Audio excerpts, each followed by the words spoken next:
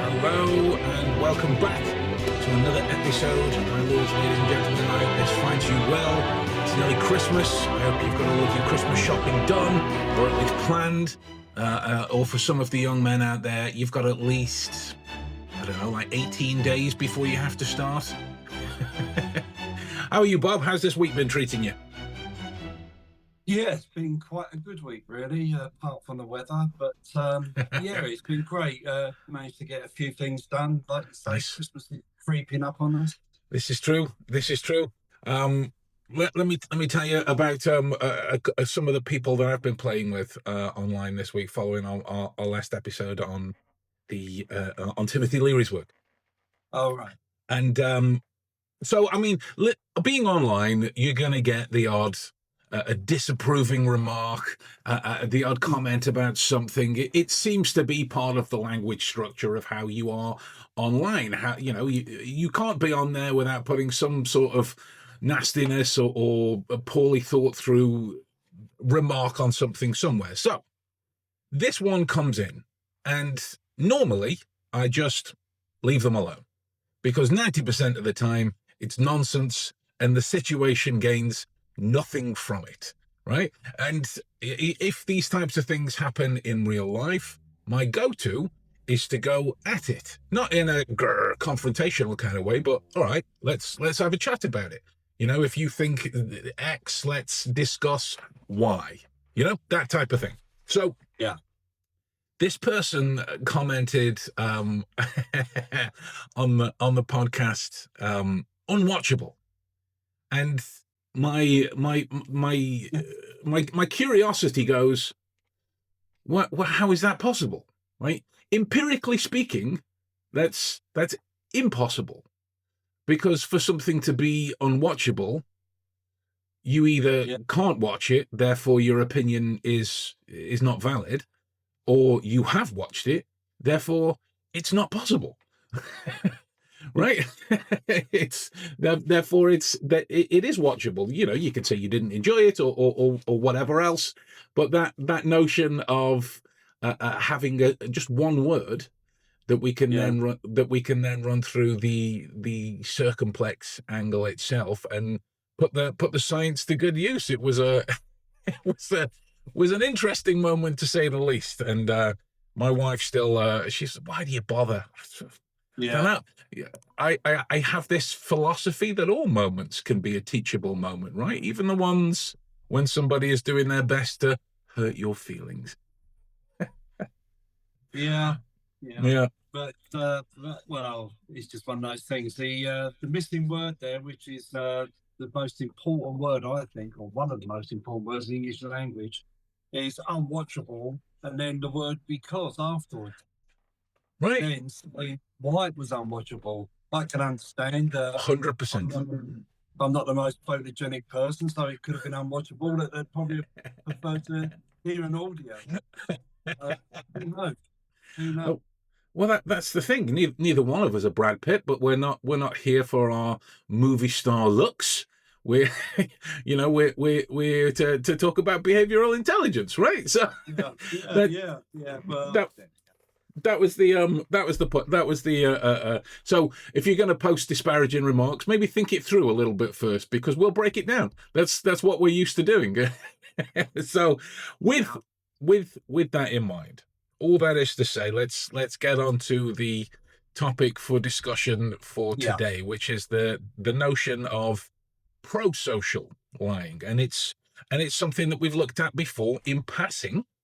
Right. And one of the ideas to maybe open it up is this idea of pro-social lying as a social lubricant of sorts, in that pro-social lies are lies that are told to preserve relationships, protect feelings, or maintain a kind of group cohesion. Santa Claus, when you really want to be unnecessarily granular about it, that is a kind of pro-social lie, right? Yeah. There's something that I found in the Journal of Experimental Social Psychology. It shows that people interpret certain kinds of lies as signals of goodwill and Yeah. relational investment. But the behavioral intelligence angle is that pro-social lies can being the big word that does a lot of heavy lifting there, can distort the data. They create unnecessary noise in the social system that makes it harder Yeah. to form accurate baselines.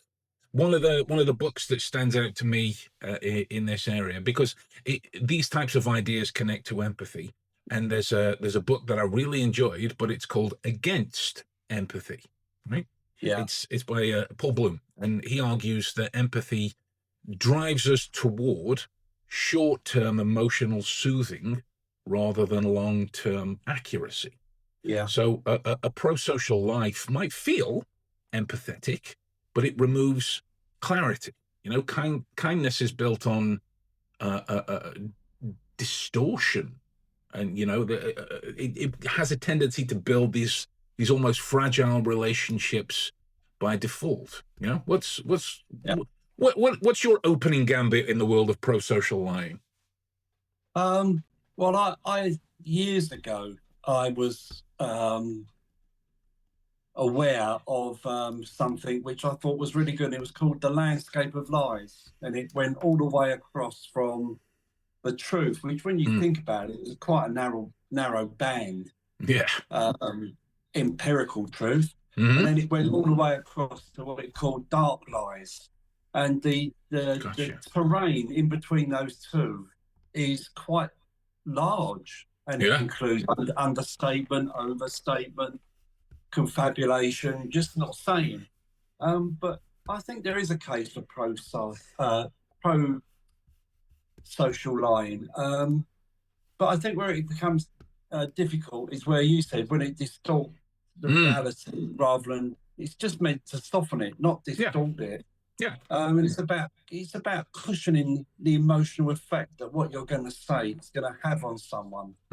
Because we must accept that in a lot of instances, when people are feeling distressed, they are feeling vulnerable, and they want someone to align with them, don't they? So they play games, we all play games, and the games they'll play is just to seek reassurance, either fleeting or sort of in the long term. But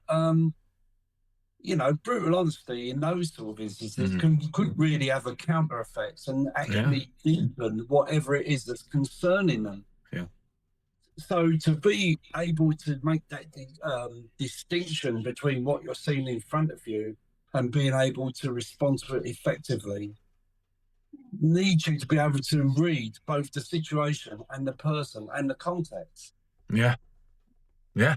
No, I mean, I completely agree. I mean, imagine that hypothetical scenario where somebody is feeling negative about something.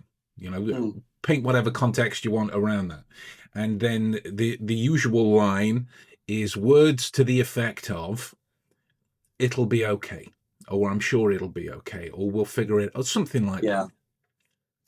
The brutal honesty in that situation is to go, well, we have no idea how it's going to be. It might get a lot worse.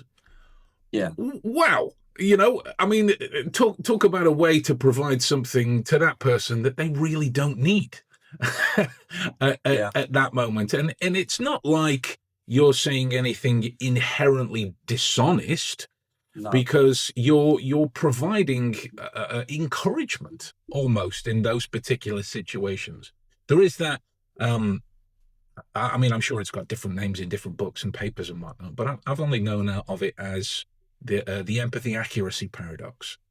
In that empathy increases motivation to be kind, but reduces a perceptual accuracy.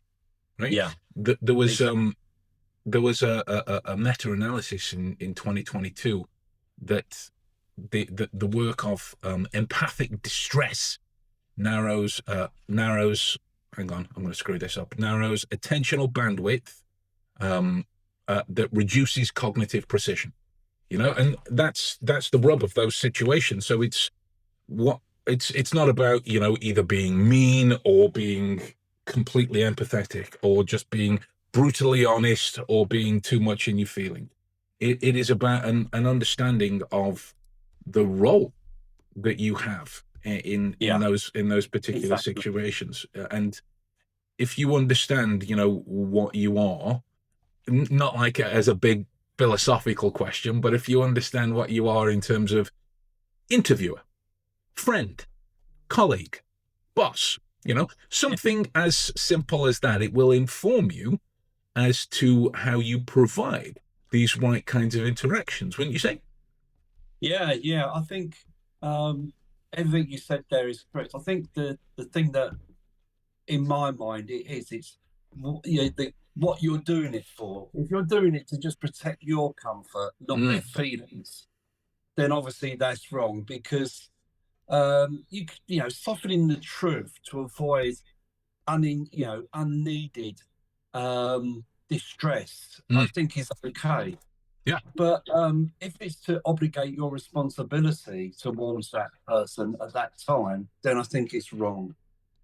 yeah, Um, I think another thing about it is when it prevents that person from actually facing up to something and making an mm, informed choice about a decision that they yeah, maybe have to make, and you're just putting it off because you mm, don't want to be part of that decision. mm, And there is ways, and this is where it comes down to being a skilled communicator, that you can yeah, communicate that. Like I was approached a few days ago, and now it's years ago, and since I was a police officer, it's years ago, even before that I did anything to do with road traffic offences. And this person has got a court warning for driving without due care and attention.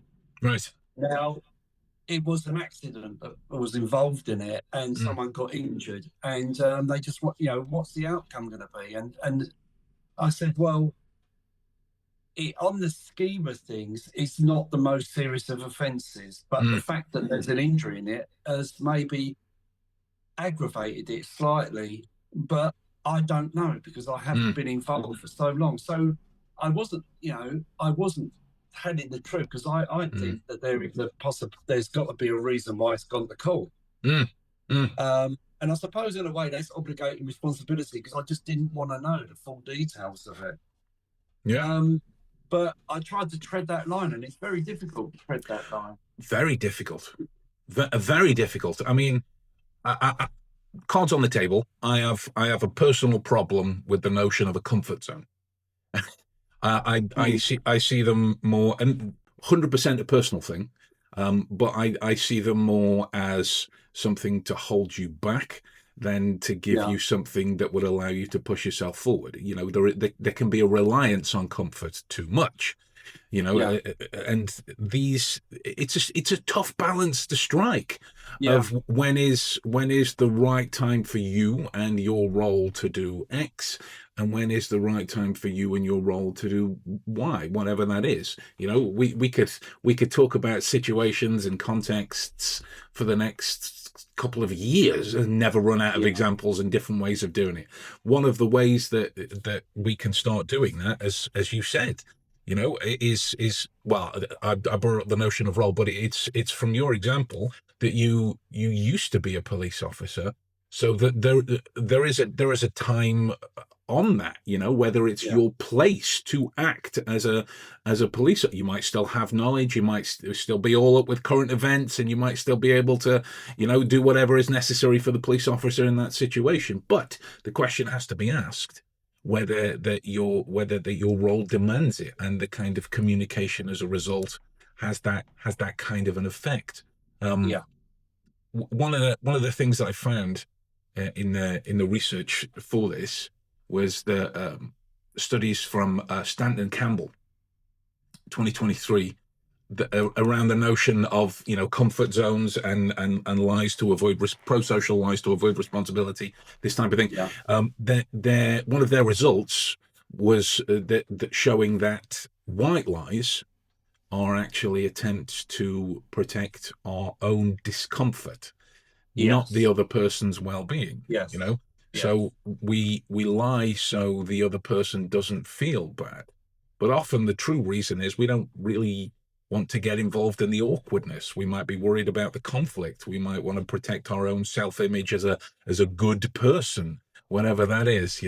In behavioral profiling terms, this might be the difference between fawn and befriend responses. Now, if for those unfamiliar, I've been doing a lot of work on the approaches, but they are connected to the realm of research from freeze, fight, and flight, and these types of approach responses to stress. But with fawn and befriend, they can very often masquerade as what's the word? Altruism, right? So the thinking from that is that not all pro-social lies are benevolent. Many of them can be almost self-regulation that's disguised as kindness and maintenance of the social status quo. It's a weird thing. I mean, well, go on. Sort of, if we sort of think about not extremes, but say it's a high stakes moment, and then when you're supporting someone in their time of distress for that person, you would try to be empathetic, but we'd also strive to sort of be careful with our words and actions, wouldn't we? Because despite what our thoughts are on the matter at that time, our focus is on consoling rather than stinging that person. And so I think in those circumstances, small, well-meaning distortions are not meant to deceive anyone. They're just really there as a safeguard rather than a defense. And I think where what you're quite rightly saying is that we are all self-protective. That's what humans are. Yeah. And so even in that context, part of our brain will be looking to defend ourselves. Yeah. Even though we're looking, and so part of it will be to stop ourselves feeling bad as well. And so there is that dynamic there. But I think that I can see why, and a lot of people trip over this, don't they? Where they say something to try and make someone feel good, and then it comes back to bite them later. When that person they says, "Well, you told me it'd be all right." Yeah. I mean, it happens. It does. It does. Humans are fickle, temperamental, fleeting, flawed creatures. Like I give you an example from my life. One of my good friends had a family bereavement, and he took it really hard, as one would. This relative was virtually part of his blood, and we were talking about it because I went through a similar situation about 12 months before him. And now the cards on the table, we've known each other for many years, right? Both of us know one another to be very straight talking, very straight down the line individuals, and we know that each other appreciates that. We know that. And in that situation, he was talking about some of the things that he notices about his routine and how that's affected, and this feeling in the pit of his stomach. I was like, mate, I'm going to be real with you. It's going to get a lot worse before it has a tendency to even get close to being better. Now, if you put in any other person who maybe I don't know as well, or doesn't know me as well, or doesn't respond to that kind of directness in those situations, I've just made a bad time for them 1,000 times worse. 1,000 times worse. But the thing with my friend is he knew that was coming from a place of understanding what he's about to go through, to prepare him almost accordingly for that. I'm trying not to sound so philosophical, to prepare him accordingly for that kind of journey that he's about to go on. And it was appreciated. It's this difference for me between leaning on empathy too much and those times of almost when a compassionate understanding is needed, a cognition to the empathy is Yeah. needed. That when one relies on empathy too much, and it's the same with anything. If you rely on AI too much, your work will take a Yeah. hit. If you rely on energy drinks too much, your diet and health will take a hit, regardless of how many press ups that you can do. These types of things. When there is that reliance on it, so bringing a compassionate understanding, a cognitive perspective to the situations that you're in, it does have that cushioning effect almost, but you need to be aware of the behavioral intelligence that you've developed in those situations from the start. You can't just walk into this stuff blind and go, Yeah. well, so and so on YouTube, or this book said, or this article I saw on BuzzFeed said, do these 4 things, and you can be a wonderful social engineer or provide comfort to anyone. It doesn't work that way.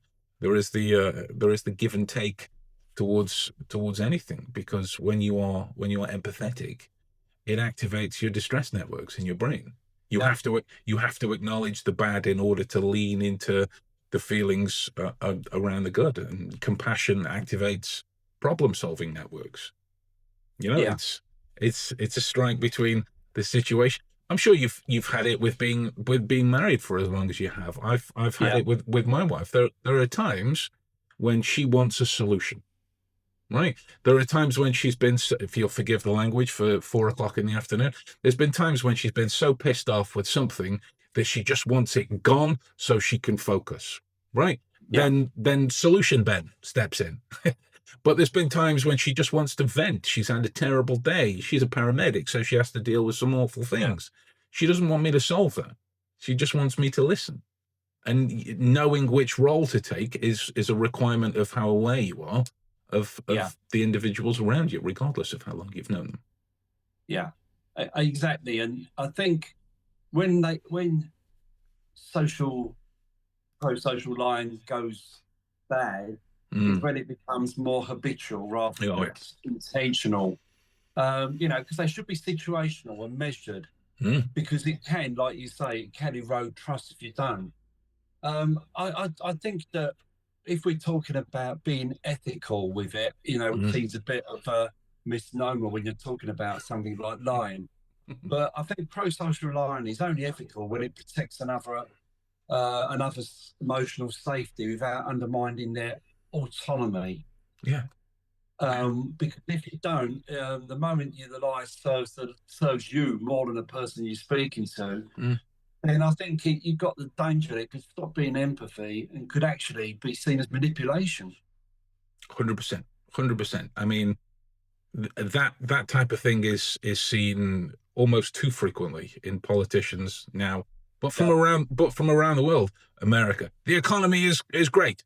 It's not. yeah, In the yeah, UK, we're going to lower these taxes. They're not. They're increasing yeah, them.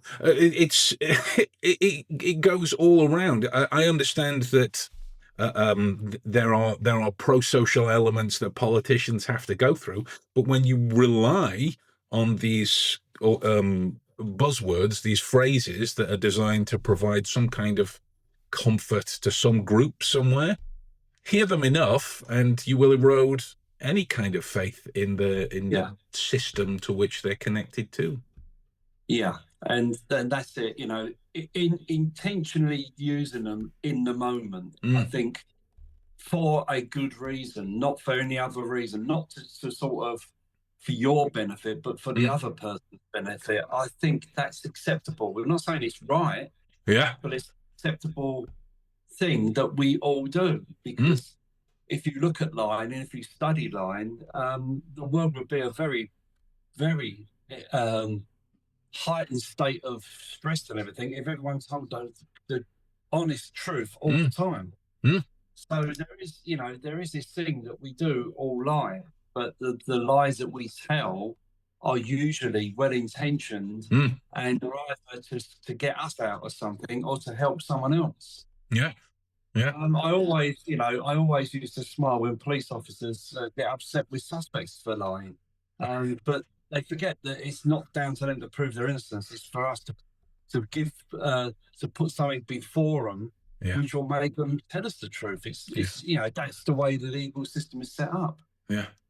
Yeah. So in that terms, pro-social lying that we're talking about here is is acceptable Yeah. as part of being human and being Hmm. human in interactions. Mm. Yeah. Well, Yeah. and it only goes wrong when, like I say, you're getting more from it than the person you're speaking to, Yeah. Massively. even if that's only protecting your own um, image, etc. Well, that's the thing, isn't it? If most people were really honest Mm. about the lies that they tell, they would have to admit that a lot of the time it's about them, the protection of themselves. You go, Yeah, oh, I always just said that to make them feel better. Did you? Was yeah, that the whole thing? And no, I was having this discussion with some of my friends and students the other day. Is that, I mean, I've affectionately entitled it the Joey Tribbiani philosophy, just because there was an argument between him and on Friends and the character Phoebe about there being no purely selfless good deed. In that, when you do a good deed for somebody else, you feel good, therefore it's selfish. That was the argument, and I was like, okay, the question there is about the order, right? The intention at the start can be selfless, purely selfless. yeah, But the good feelings that you get after the fact, yeah, warm, lovely, dopamine, delicious. And yeah, that's the same thing. The intention might be to avoid awkwardness, or avoid a difficult conversation with someone, or avoid a yeah, tense situation, and the outcome being they feel better. They yeah, feel better. If you were applying that true lens of honesty and reflection about the situation, you would have to ask, all right, that might have avoided the difficult moment, but was it really the best thing to do? Was it yeah, really the best service in the moment? And yeah, if anyone listening, if you ever have that question, go to somebody that you know and tell them a 100% brutal truth. The next time the question, what do you think of my outfit? Oh, your shoes are weird. What? yeah, I mean, go and talk to your children now about Santa Claus, or the Easter Bunny, or the Tooth Fairy, or whatever exists in the country that you find yourselves. And that's just one example of the many ways that we do it yeah. on a day-to-day basis. Yeah, I thought of something when you were saying that years and years ago. I did a thing called the Sports Leaders Awards, a course for people who wanted to sort of run courses, and Gotcha. we was all sat in a room. Now this is usually disadvantaged people or people with needs Right. would come on these courses, and so we sat there, and the very first thing the instructor said was, "So why are you here? What are you doing this for?" Because it's a voluntary thing. Yeah. And everyone said, "Oh, because I want to help each other. I want to do this." And he actually said, "No, you're not doing it for that. You're doing it because it makes you feel good." Yeah. They will get the benefit from that feeling that you get, but Yeah. don't think you're doing it out of the goodness of your heart, because you're not. And 100%. I think it's brutal, but it's true, Yeah. isn't it? Yeah. Yeah, 100% it is. It's like these people that film themselves giving to charity or the homeless for Yeah, YouTube or Instagram. Like, I'm sure the charity or the homeless person, a little bit Sean Connery there, or the homeless person might appreciate whatever it is that you're doing for them, but the intent of the situation is entirely self-serving. certainly. Um, so let's do a final thought, sir. Your final Yeah. thoughts on pro-social lying, Well, me first. please do. Yeah. I think that it is not something that you should be ashamed of doing, but you should um, feel that you are doing it for the right reasons and it's received in the right way. If you're getting more from it than the person you're doing it from, or you're just doing it to obligate your responsibility, then you've got to have a look at yourself and think by that. There is ways to be able to get your point across, and maybe we'll go into this on a further episode, without seeming to be harsh. So you've got to know people. That's what we've talked about every week here, is knowing yourself and knowing people and reading the situation you're in. 100%, 100%. I mean, it's a wonderful sentiment. My my only final thought would be, think of pro-social lying as something that you could be potentially addicted to, in the same way that you can have an over-reliance on chocolate or alcohol or whatever it is that makes you feel good. Sparingly. Uh, the poor health benefits don't really stack up, and there are ways in which you can treat yourself accordingly to mitigate that. But relied on over and over and over again, there is a toxicity to it that will affect the conversations and the interactions that you're having, maybe even without you knowing, because you're avoiding awareness. You might be capable of it, but you're avoiding it. So with that in mind, if you've got anything out of today's episode, we'd love to hear from you, even if you think it's unwatchable. Because if you've got to this stage and you've watched for the whole thing and you're still not having a good time, talk to us. Right? Yeah. We are, as you can tell from these episodes, we love to talk. So we'd love to be able to tailor make it to requests, to the things that you're working on. Otherwise, you're just stuck facing the full force of two wildly obsessive individuals about the power and benefit of behavioral intelligence. So with that in mind, we'll love you and leave you, and we'll see you next week for another episode. All right, guys, take it easy. Bye.